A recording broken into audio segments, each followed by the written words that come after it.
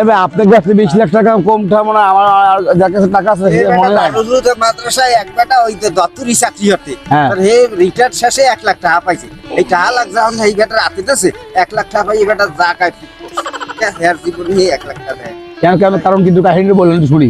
কাহিনী বেশি হেয়ার জীবনে হে অতটা দেয় নাই, 1 লাখ টাকা দেয় নাই। ও ভাই এর কথা হলো ভাই কোন এই দেখা একটা আমরা যদি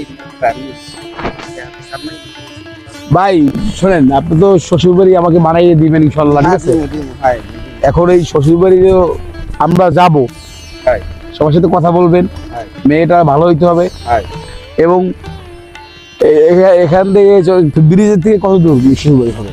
আর কাছাকাছি হবে না দূর? তো ব্রিজ দেয়া ধরেন ভালো কথা মনে হয় এই যে কি করি অটো গরু তো বঙ্গোপসাগর দেশে বঙ্গোপসাগর যায়